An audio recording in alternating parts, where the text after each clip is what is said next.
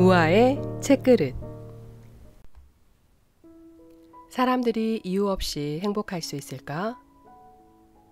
나는 행복할 만한 모든 조건을 갖추었지만 행복하지 않았다.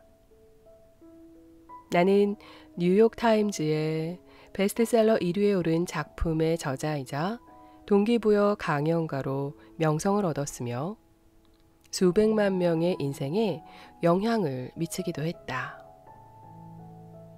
그럼에도 나는 행복을 얻지는 못했다.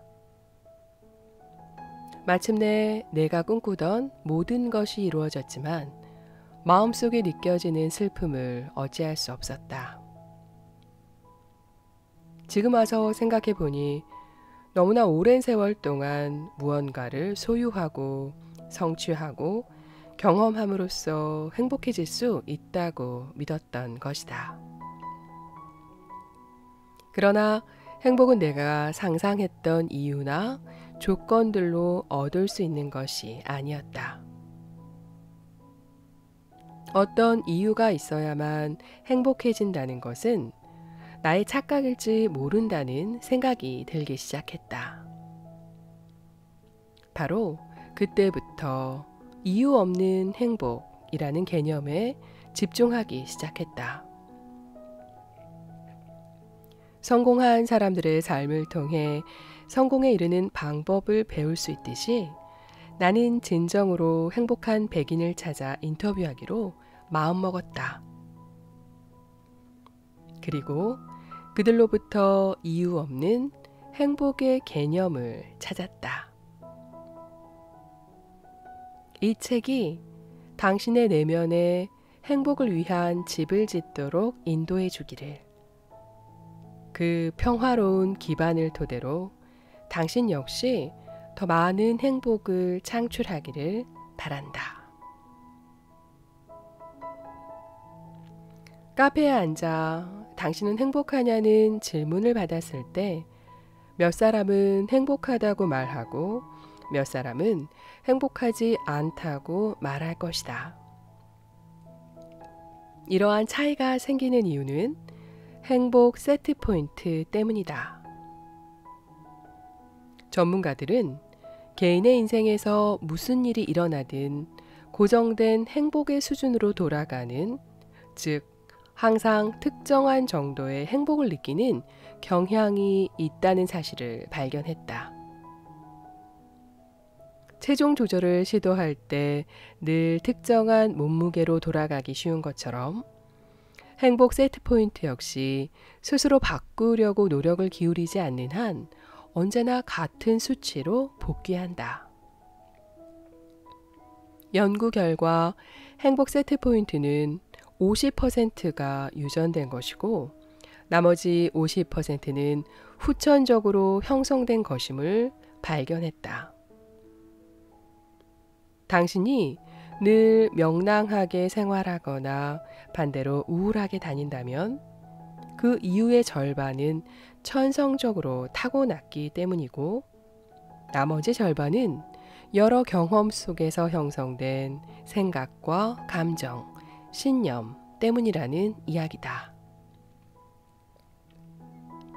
물질적 부호, 직업 등 외부 조건은 행복 세트 포인트의 10%만을 결정한다고 한다. 나머지 40%를 결정하는 요인은 생각, 감정, 말, 행동이다. 따라서 행복 세트 포인트를 끌어올리는 것은 얼마든지 가능하다.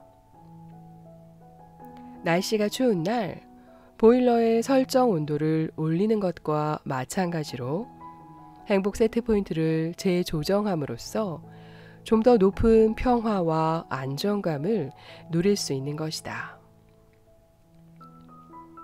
우리는 평생 행복을 찾고 갈망하며 자신을 행복하게 만들어주리라 확신하는 것들을 얻기 위해 노력한다. 부, 아름다움, 인간관계, 직업 등. 하지만 정말로 행복해지기 위해 필요한 것은 단 하나, 행복 세트 포인트를 올리는 일이다. 이유 없는 행복은 순간적인 기분 좋음, 도취감, 흥분, 신비로운 체험이 아니다. 이유 없는 행복은 특정한 감정 상태가 아니다. 마음 밑바탕에 평온과 안정감이 깔려 있는 것이다. 행복해지기 위해 주변 세상을 조정할 필요가 없다. 행복을 위해서 사는 게 아니라 행복으로 인해 사는 것이기 때문이다. 마티유 리칼은 그의 저서 행복론에서 말한다. 내가 말하는 행복이란 건강한 정신에서 기인하는 깊고 풍요로운 감정 상태다. 이는 단순히 즐거운 느낌, 잠시 머물다 지나가는 감정이 아니라 최상의 존재감을 말한다. 당신 존재의 본질 자체가 이미 행복이다. 지금부터 그 존재 본연의 상태로 돌아가는 방법을 얘기하려고 한다. 당신이 아는 사람 가운데 아무 이유 없이 행복한 사람을 떠올려 보라. 그들은 마치 작은 태양처럼 자신의 영향력 범위에 들어오는 모든 이들에게 따뜻함과 긍정의 에너지를 발산한다. 때로는 내적인 평화와 만족감으로 충만한 조용한 존재감을 지니며 우리가 사는 혼란스러운 세상에서 평온함의 중심이 된다. 그런 사람과는 누구나 함께 시간을 보내고 싶어 한다.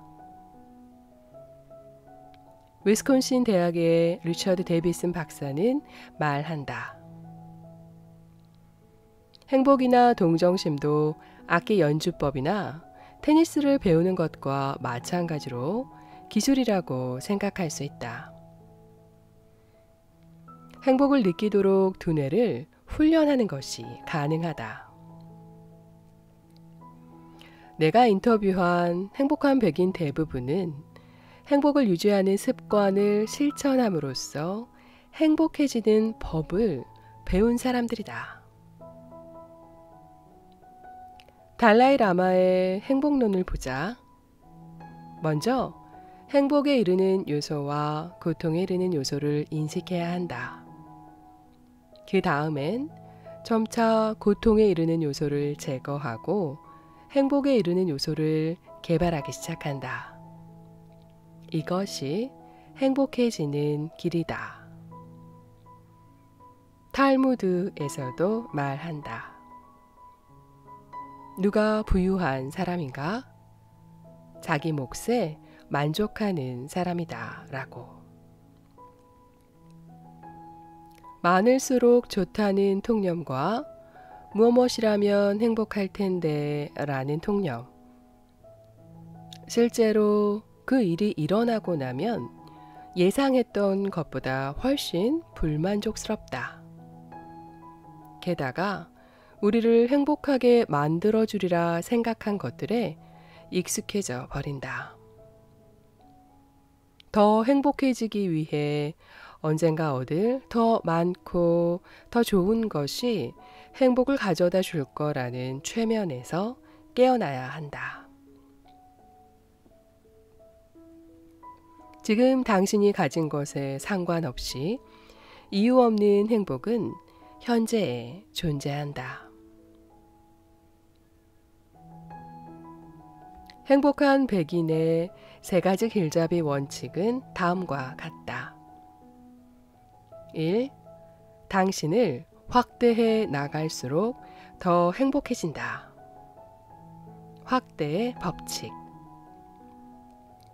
2. 우주는 당신을 지원하기 위해 애쓴다. 우주 지원의 법칙. 3. 당신이 인정하는 만큼 행복은 힘을 발휘한다. 끌어당김의 법칙. 자유롭다, 개방적이다, 즐겁다, 가볍고 여유로운 느낌이다. 이런 것들이 바로 확대다. 당신이 사랑하는 사람을 떠올려 보라. 그리고 거기에서 오는 느낌을 즐겨보라. 확대되고 개방적이고 가벼운 느낌이 될 것이다. 행복함을 느낄 때 당신은 확대 상태에 놓인다. 나는 내면의 GPS에 자주 의존한다. 선택의 순간을 맞으면 잠깐 멈춰서 심호흡을 하고 어떤 선택이 더 가볍고 열린 느낌, 더 확대된 느낌을 가져올지 생각해 본다. 확대의 느낌을 주는 선택을 하면 언제나 더 행복해진다. 아인슈타인은 인간이 자신에게 던지는 질문 중에 우주는 나에게 우호적인가? 라는 질문이 가장 중요하다고 말한 적이 있다. 행복한 백인은 그럼요 라고 자신 있게 대답한다. 그들은 우주가 자신을 지원하기 위해 애쓴다고 생각한다. 그들은 삶에서 일어나는 모든 일을 이건 궁극적으로 나를 위해 일어나는 일이야. 틀림없어. 여기서 감사할 점을 찾아보자는 식으로 바라본다. 무슨 일이 일어나든 우주가 당신의 편이라고 가정해보자. 나는 이 법칙을 실천했을 때 삶에서 마주치는 모든 것을 사랑하는 것까지는 아니더라도 확실히 훨씬 더 여유롭고 평온한 느낌을 받았다. 우주가 당신을 돕는다고 믿으면 지금 일어나는 일에 저항하지 않게 된다. 우주가 항상 당신을 지원하고 당신의 성장을 도와줄 방법을 마련한다고 믿는 것은 확대의 느낌을 유지하게 도와주는 훌륭한 도구다. 당신의 사고와 주파수를 행복에 맞춰라. 좋은 기분을 느끼면 당신의 에너지가 강력한 진동장을 형성해 당신이 원하는 것을 좀 더 쉽게 끌어당긴다. 감사하는 마음에 집중하면서 나 자신을 치유할 수 있었고 삶의 변화를 이룰 수 있었다. 나는 무엇이라는 사실에 감사한다 라는 문장으로 시작하여 이유 없는 행복이 당신에게 어떤 느낌을 주는지 표현한 문장으로 마무리한다. 반드시 나는 무엇이다 라는 표현을 사용한다. 현재형 문장이 지닌 힘과 직접성은 당신이 진심으로 바라는 대상을 당신에게 끌어당긴다. 가령 나의 목표 문장은 나는 깊은 내면의 평화와 행복을 경험한다는 사실에 감사한다. 이다. 이유 없는 행복이 당신에게 어떤 느낌을 가져다 줄지 선명하게 그려볼수록 실현하는 일 역시 쉬워진다. 행복한 백인은 남 탓하기를 멈추는 비법이 있다. 그들은 우주가 자신을 지원하기 위해 애쓴다고 믿는다. 그리고 자신에게 일어나는 모든 일에는 교훈이나 고마운 점이 있다고 생각한다.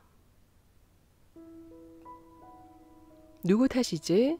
라고 묻는 대신 여기서 내가 뭘 배울 수 있을까? 무엇을 고마워해야 할까? 하고 묻는 것이다. 교훈과 고마운 점을 찾기로 선택하면 문제의 원인을 남에게 돌리는 오래된 습관에서 벗어날 수 있다.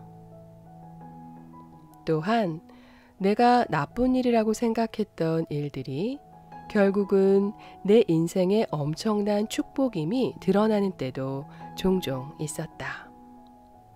그래서 거절은 신이 당신을 보호하는 방법이다 라는 말이 있다. 행복한 백인은 어떤 사건을 좋다, 나쁘다로 단정하는 것이 어리석은 일임을 알고 있다. 대신 모든 일에는 교훈이나 고마운 점이 존재한다고 믿는다. 당신이 바라는 대로 일이 되어가지 않을 때 현재 상황이 최선의 결과를 향해 가고 있다고 믿어라. 기억하라. 우주는 당신을 도와주기 위해 애쓴다. 따라서 당신의 에너지는 곧 확대될 것이다. 리사의 이야기.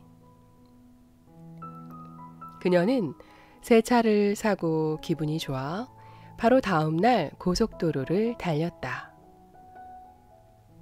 그런데 출구 램프 앞에서 자동차가 힘을 잃더니 쿠르렁 쿠르렁 소리가 나기 시작했다. 새 차인데 왜 이러지 하는 생각을 하는 동안 엔진이 꺼지고 말았다. 그녀는 화가 머리끝까지 나서 주유소 직원에게 차가 고장나는데 무엇이 잘못되었는지 봐달라고 했다. 직원은 말했다. 고장난 게 아니라 기름이 떨어진 것이라고. 어이가 없어 그녀는 당장 딜러에게 전화를 걸었다. 바로 어제 당신에게 차를 샀다고. 엄청난 돈을 들였다고. 그런데 방금 기름이 떨어졌다고. 그러자 딜러는 1초의 망설임도 없이 말했다. 사모님, 기름을 채우는 일이 제 일이 아니지 않습니까?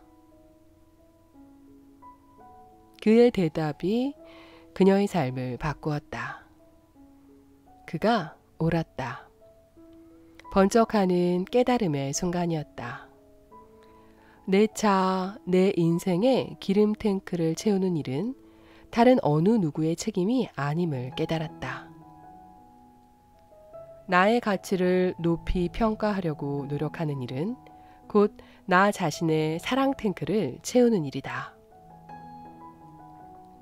내가 할 일은 현재의 상황에 불만스러워하는 대신 삶의 여정을 계속하는 나 자신을 사랑하는 것이다.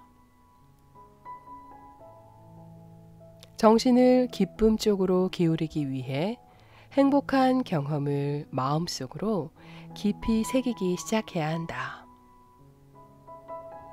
긍정적인 것을 발견하면 의식적으로 잠시 음미하라. 좋은 경험을 깊이 받아들이고 느끼며 단순한 관찰 이상의 것으로 만들어라. 가능하다면 약 30초간 당신이 느끼는 행복에 빠져보라. 행복에 먹이를 주는 습관을 들여라. 모든 것에 감사합니다. 나는 더 이상 아무런 불만이 없습니다. 행복해지고 나서 감사하는 것이 아닙니다. 감사하면 행복해지는 것입니다.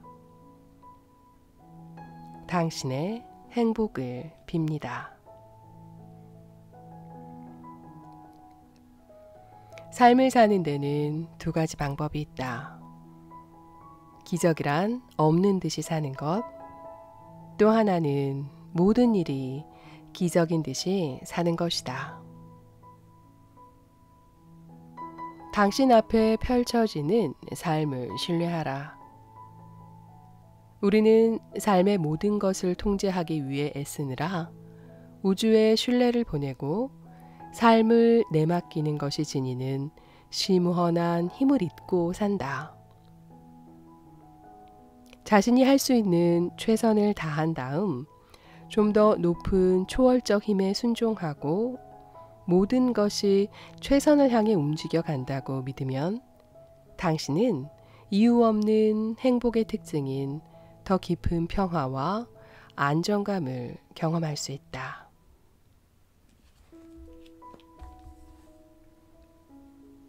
목적에 맞는 삶을 선택하라. 살아오면서 우리는 누구나 목적이 있어서 태어난 것이다 라는 말을 들었을 것이다. 그러나 그 목적이 무엇이냐 묻는다면 대부분 모른다고 할 것이다. 당신의 존재의 목적은 무엇인가?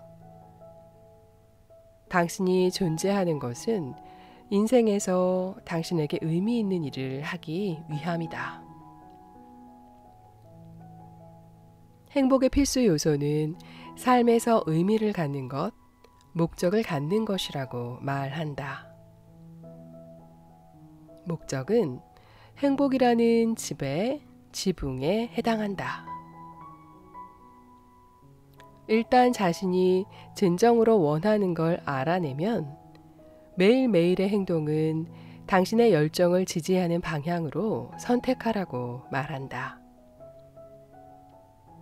당신에게 중요한 일을 하기로 선택하는 것을 되풀이하면 삶의 모든 영역에서 당신의 독특한 목적이 표현되고 결국 인생에서 당신이 원하는 것을 더 많이 끌어당기게 된다.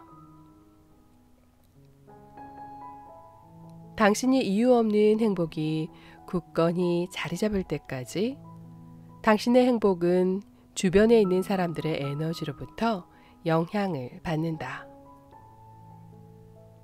유익하고 건강한 인간관계를 맺으면 당신의 에너지는 확대된다.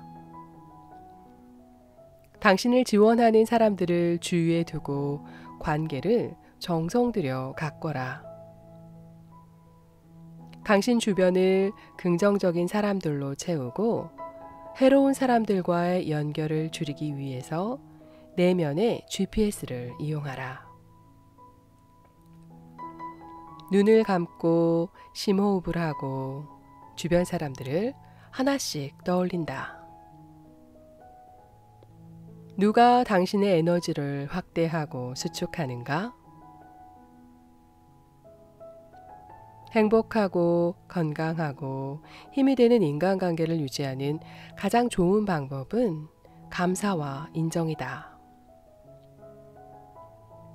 타인에게 받은 지원이나 도움에 감사하면 그러한 지원이 더욱 강화될 뿐 아니라 그들과의 유대감도 더 깊어진다. 인간은 다른 점보다는 공통점을 서로 많이 가지고 있다.